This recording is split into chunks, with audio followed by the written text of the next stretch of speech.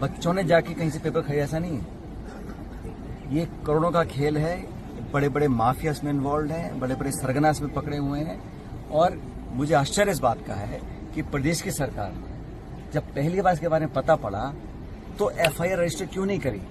और paper leak का जो प्रकरण प्रकाश में आया, इसमें कोई सरकार की कोई बहुत बड़ी बहादुरी नहीं है या कोई एजेंसी पुलिस ने पकड़ा। ये तो बच्चों ने जाके कंप्लेन किया है कि गैस पेपर और एक्चुअल पेपर एक ही है। तब मजबूरन एक्सपोज जब हो गए तब जाके सरकार को पेपर कैंसिल करना पड़ा। आप कल्पना कीजिए ऐसे कितने प्रकरण होंगे जहां पर पेपर लीक होता होगा, पता नहीं पड़ता होगा, मीडिया में नहीं आता होगा और पेपर कैंसिल नहीं होता होगा। उसमें कितनी धांधली होती होगी।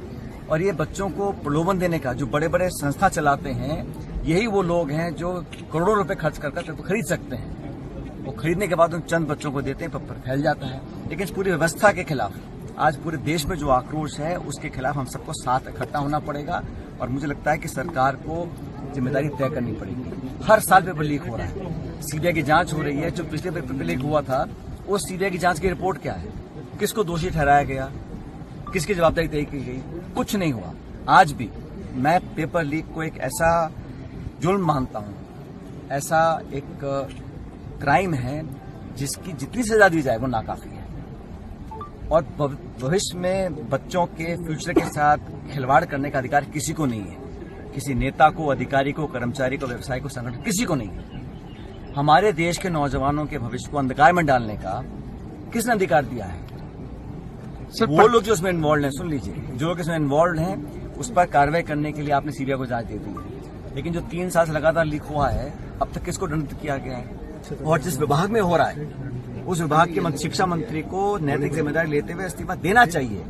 कितने और पेपर लीक करवाएंगे, कितने और नौजवान की जान जाएगी, तब जाके अपने आप को अकाउंटेबल कहलवाएंगे। तो सरकार ने अभी तक कोई इसमें स्टेटमेंट नहीं दिया है। आपने देखा होगा, ये वो सरकार है जो हर छोटे बड़े मुद्दे पर श्रेय लेने के लिए आ जाती है। लेकिन आज जब पूरा देश शर्मसार हुआ है, 22 लाख बच्चों का भविष्य अंधकार में ढकेल दिया है, उसके लिए कौन अकाउंटेबल है, कौन जिम्मेदार है? किसने आकर कहा कि हाँ साहब मैं इसकी नैतिक जिम्मेदारी लेता हूँ? प्रदेश की सरकार या तो किसी दबाव में है या वो कार्रवाई करना नहीं चाहती।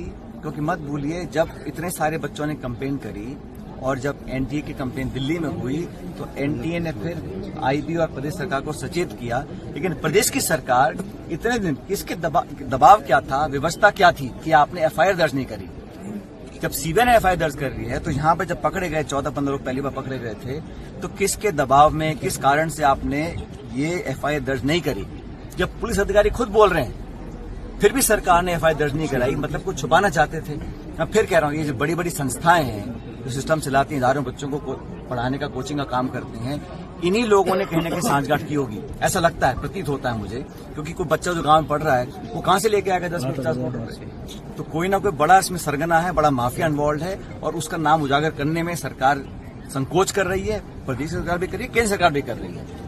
दबाना, पहला जो रिएक्शन होता है दबाने का होता है। अब उन परिवार वालों के साथ में दुर्व्यवहार किया, उनको भला बुरा कहा, गाली गलौज किया, ऐसे नाजुक मौके पर, ये क्या प्रतीत होता है इससे कि सरकार की मंशा क्या है? मामले को दबा दिया जाए, ये प्रकाश में ना आए, जन भावना को इसमें हम जोड़ नहीं पाए। लेकिन मुझे खुशी है इस बात की कि इस वक्त पूरे देश का नौजवान जागरूक हो चुका है। और हम लोग चाहते हैं कि सिर्फ बात एक दल, एक पार्टी की विचारधारा की नहीं है, पूरे देश के नौजवानों को जवाबदेही तय करनी चाहिए। शिक्षा मंत्री का इस्तीफा लेना होगा और हम लोग जितनी मदद हो सकती है। अभी हमारे एनएसयूआई के जो राष्ट्रीय अध्यक्ष हैं वो भी 2 दिन पहले यहाँ पर आए थे, परिजनों से मिले हैं और उन्होंने भी आर्थिक मदद देने का उनको वादा किया है। और मैं एक अच्छा कदम मानता हूँ कि पूरे संगठन ने मिलकर उनको 11 लाख रुपए की नकद मदद देने का उन्होंने आश्वासन दिया, जो कल परसों आके दे देंगे। उसके बाद भी अगर कुछ मदद होगी परिवार को, तो राहुल जी ने खुद इनसे बात की है, पूरी कांग्रेस पार्टी ने समर्थन दिया है और हम सब इस परिवार के साथ। जब छोटा मोटा कोई उद्घाटन या प्रोग्राम होता है तो श्रेय लेने के लिए सारे नेता पहुंच जाते हैं, केंद्र के, प्रदेश के। इस प्रकरण में ना तो कोई बोल रहा है और वो लोग जो मुखर होकर बहुत बोलते थे विपक्ष में, आज वो चुप बैठे हैं। आज वो नौजवानों के न्याय के लिए क्यों नहीं आ गया? और मैं हमेशा से, हम लोगों ने, चाहे दल कोई हो, सरकार किसी की हो, हमने हमेशा नौजवानों के लिए, पेपर लीक के खिलाफ, और आज फिर कह रहा हूँ 2.5 साल हो गए, ये सरकार ने वादे किए थे कि बड़े मगरमच्छ पकड़ेंगे, बड़ी मछलियां पकड़ेंगे। अब जब इतनी बार पेपर लीक हो गया और नाम राजस्थान से जुड़ रहे हैं, तो किसको आपने पकड़ा, किसको अंदर किया, किस पे केस किया, बताया सरकार। सर जब पूरा घटनाक्रम हुआ तो प्रशासन ने, पुलिस ने बहुत दुर्व्यवहार उनके साथ किया, और ऐसे नाजुक मौके पर अगर पुलिस और प्रशासन इस प्रकार का व्यवहार करते हैं तो उन पर कार्रवाई होनी चाहिए। उन्हें लिखित में उन्होंने मुझे पूरी जो घटनाक्रम का विवरण दिया है, और मैं चाहूंगा सरकार इस पर कुछ कार्रवाई करे।